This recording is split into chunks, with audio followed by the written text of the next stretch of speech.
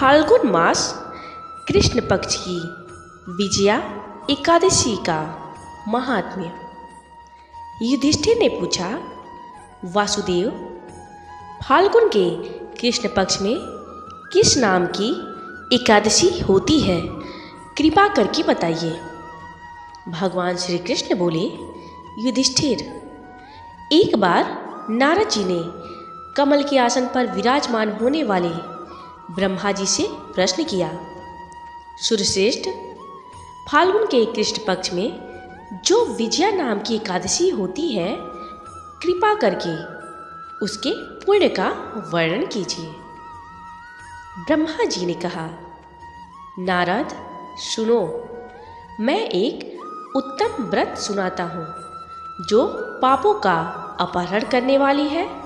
यह व्रत बहुत ही प्राचीन, पवित्र और पापनाशक है। यह विजया नाम की एकादशी राजाओं को विजय प्रदान करती है, इसमें तनिक भी संदेह नहीं है। पूर्व काल की बात है, भगवान श्री रामचंद्र जी 14 वर्षों के लिए वन में गए और वहाँ पंचवटी में सीता तथा लक्ष्मण के साथ रहने लगे। वहाँ रहते समय रावण ने चपलतावश विजयात्मा श्री राम की तपस्वी पत्नी सीता को हर लिया। उस दुख से श्री राम व्याकुल हो उठे। उस समय सीता की खोज करते हुए वे वन में घूमने लगे। कुछ दूर जाने पर उन्हें जटायु मिले, जिनकी आयु समाप्त हो चुकी थी। इसके बाद उन्होंने वन के भीतर कबंध नामक राक्षस का वध किया। फिर सुग्रीव के साथ उन्होंने मित्रता की। तत्पश्चात श्री राम के लिए वानरों की सेना एकत्रित हुई। हनुमान जी ने लंका के उद्यान में जाकर सीता जी का दर्शन किया और उन्हें श्री राम जी का चिन्ह स्वरूप मुद्रिका प्रदान की। यह उन्होंने महान पुरुषार्थ का काम किया था। वहाँ से लौटकर वे श्री रामचंद्र जी से मिले और लंका का सारा समाचार उनसे निवेदन किया। हनुमान जी की बात सुनकर श्री राम ने सुग्रीव की अनुमति ले लंका को प्रस्थान करने का विचार किया और समुद्र के किनारे पहुंचकर उन्होंने लक्ष्मण जी से कहा, सुमित्रानंदन, किस पुण्य से इस समुद्र को पार किया जा सकता है? यह अत्यंत अगाध और भयंकर जल जंतुओं से भरा हुआ है। मुझे ऐसा कोई उपाय नहीं दिखाई देता जिससे इसको सुगमता से पार किया जा सके। लक्ष्मण जी बोले, महाराज, आप ही आदि देव और पुराण पुरुष पुरुषोत्तम हैं। आपसे क्या छिपा है? यहाँ द्वीप के भीतर बकदालभ्य नामक मुनि रहते हैं। यहाँ से आधे योजन की दूरी पर उनका आश्रम है। रघुनंदन, उन प्राचीन मुनीश्वर के पास जाकर उन्हीं से इसका उपाय पूछिए। लक्ष्मण जी की यह अत्यंत सुंदर बात सुनकर श्री रामचंद्र जी महामुनि बकदालभ्य से मिलने के लिए गए। वहां पहुंचकर उन्होंने मस्तक झुकाकर मुनि को प्रणाम किया। मुनि उनको देखते ही पहचान गए कि ये पुराण पुरुषोत्तम श्री राम हैं, जो किसी कारणवश मानव शरीर में अवतीर्ण हुए हैं। उनके आने से महर्षि को बड़ी प्रसन्नता हुई। उन्होंने पूछा, श्री राम, आपका कैसे यहाँ आगमन हुआ?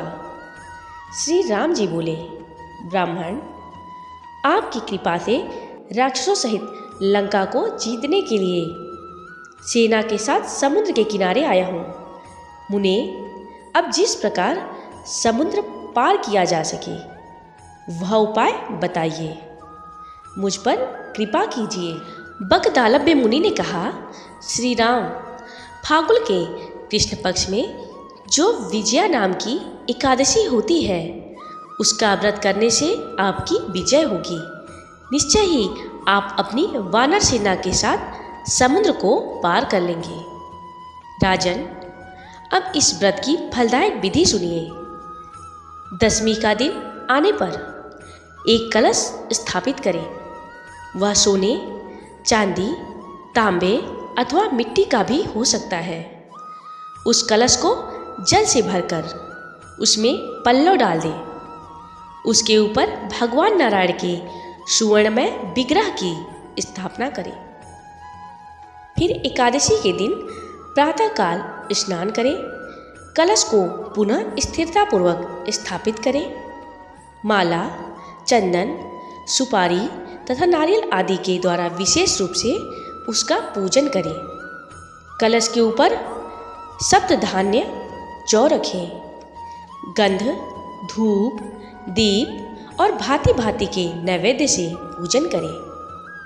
कलश के सामने बैठकर वह सारा दिन उत्तम व्रत कथा वार्ता आदि के द्वारा व्यतीत करें तथा रात में भी वहाँ जागरण करें। अखंड व्रत की सिद्धि के लिए घी का दीपक जलाएं।